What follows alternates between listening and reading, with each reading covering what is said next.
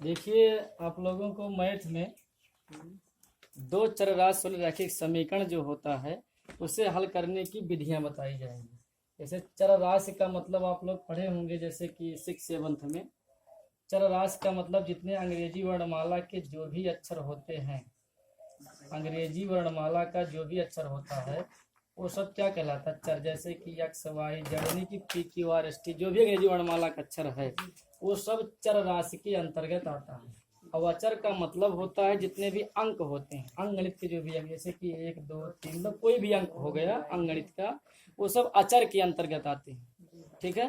अब उन्हीं चर राशियों में हम लोगों को अध्ययन करना है दो चर राशि वाले रैखिक समीकरण।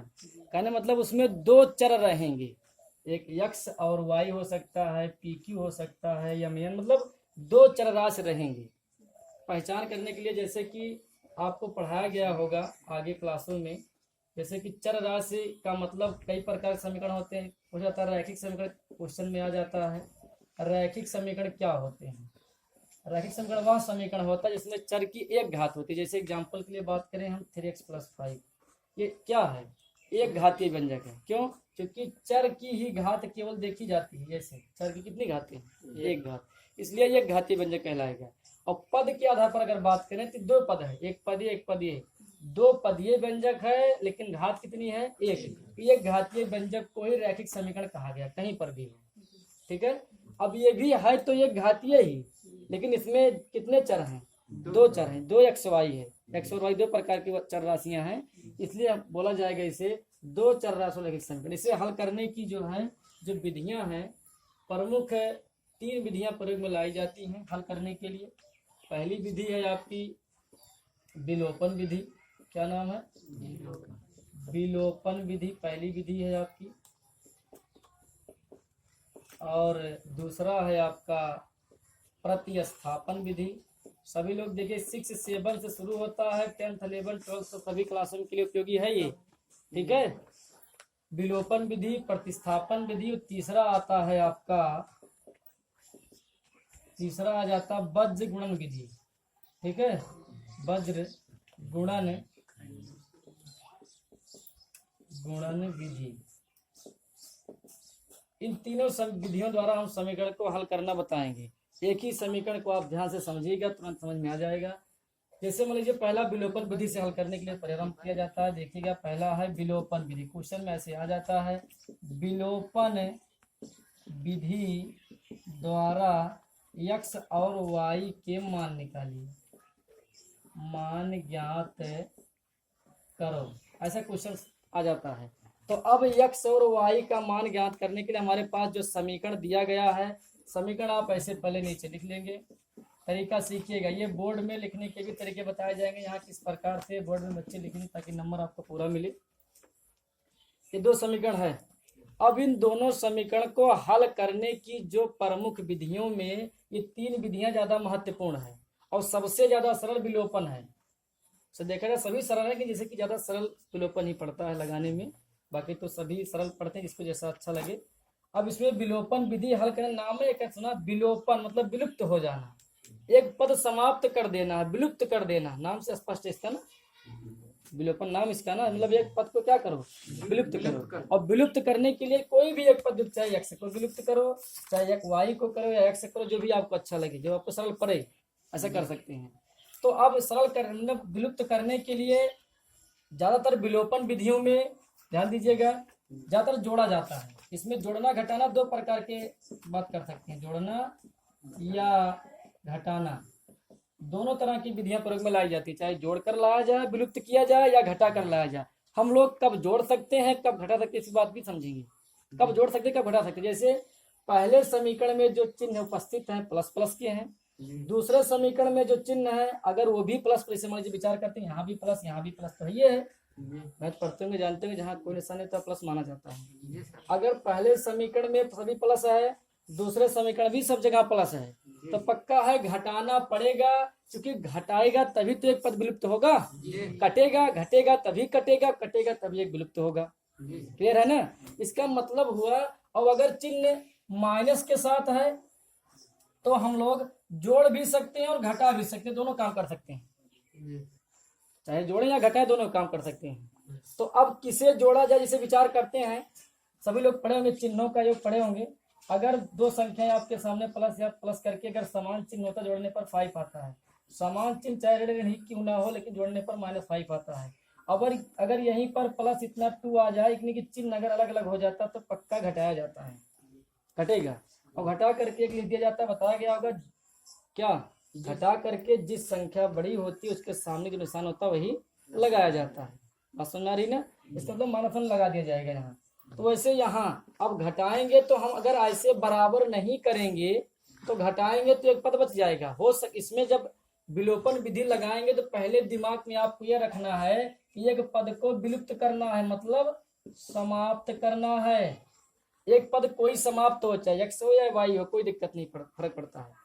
बराबर करने के लिए क्या करते हैं, अब देखिए यहाँ +3 है, यहाँ क्या है 2 है। तो बराबर कब होगा, जब इसमें 2 से गुणा किया जाए। समीकरण बना करके करेंगे। समीकरण 1 है, समीकरण 2 है। समीकरण 1 में 2 से गुणा और समीकरण 2 में 3 से गुणा कर देंगे। कैसे हम जान पाए कि ऐसा हो जाता है। यहाँ माइनस है, यहाँ प्लस है, इसके सामने के जो चिन्ह होते हैं ले लिए जाते हैं। सामने की जो संख्याएं हैं गुणांक में ही लिया जाएगा। जैसे यहाँ अब यहाँ 2 है तो इसकी संख्या पहले समीकरण में गुणा, यहाँ 3 है इसकी संख्या दूसरे समीकरण में गुणा करते हैं। ये तरीका है हल करने का, विलोपन विधि बता रहे हैं। तो चलिए 2 से सभी समीकरण पूरे समीकरण गुणा कीजिए, कितना हो जाएगा ये, और ये कितना हो जाएगा, हाँ 6 होगा, और 18 कितना हो जाएगा 36। ठीक है, 3 से कराइए कितना होगा 3 और 6 देखिए 3 2 6 होगा, और ये भी 6 हो जाएगा। ये समीकरण है हमारा। अब ये 1 2 था, अब इसे हम लोग 3 और 4 बनाएंगे, क्योंकि अब 1 2 काम खत्म, 3 और 4 नया समीकरण मिल गया हमको।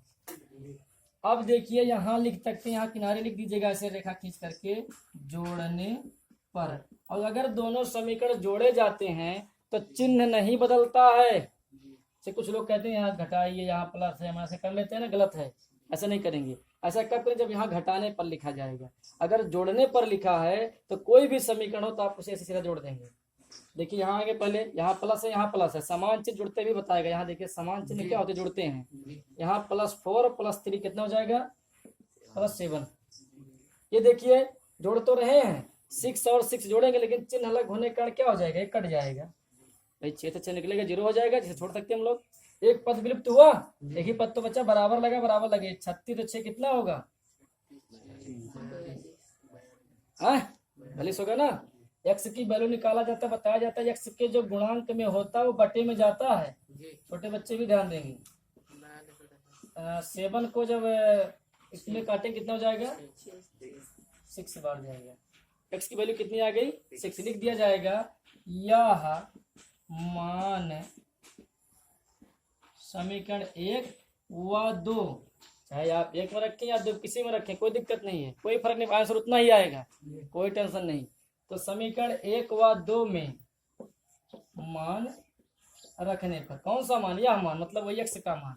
यह मान का मतलब क्या होगा, x का मान, यहाँ लिख दीजिए x का मान समीकरण 1 व 2 में रखने पर। अच्छे से देखिएगा। चलिए समीकरण हम मानते हैं जो आपको सरल लगे उसमें रख सकते हैं। ये भी थोड़ा सा इसमें अंक है, थोड़ा कठिनाई हो सकती है, इसमें रख लेते हैं समीकरण 2 में। देखिए x - 2y = 2 समीकरण है, समीकरण 2 में रख रहे हैं। तो x की वैल्यू मिल गई, अब कितना है यहाँ कितना हो जाएगा, माइनस लगाएंगे 2 बराबर का 2। देखिए ऋण चिन्ह जो है उसी को पॉजिटिव करेंगे, इसको राइट में ले जाएंगे, इसको लेफ्ट में। अंक एक तरफ, यानी चर राशियां एक तरफ, अचर राशियां एक तरफ। चर का मतलब बताया गया ना, x y जो है उनको एक तरफ और जो गिनती उनको एक तरफ करो। तो 6 में से 2 निकालेंगे, इधर आएगा, प्लस इधर आएगा और माइनस उधर जाएगा, कितना हो जाएगा प्लस का 2y हो जाएगा ना। देखिए -2 इधर है, क्या हो जाएगा +2। और 6 से अगर 2 निकले कितना हो जाएगा 4 हो जाएगा। 2 से जब 4 में डिवाइड करेंगे तो कितना हो जाएगा 2 आ जाएगा। y की वैल्यू कितनी आ गई 2। यही x और y की हमारी वैल्यू आ गई है। अब हमको पता करना है हमारा आंसर x और y का जो मान है सही है गलत, यहाँ लिख दीजिएगा। अतः समीकरण को हल करने पर, ऐसे रेखा खींच दीजिएगा, हल करने पर प्राप्त मान कितने हैं, x बराबर 6 और y बराबर 2। ये चेक करना सही है या गलत है। यहाँ देखिए राइट में आपको बता दिया जा रहा है, देखिएगा जहाँ ऐसे रेखा खींच लीजिएगा।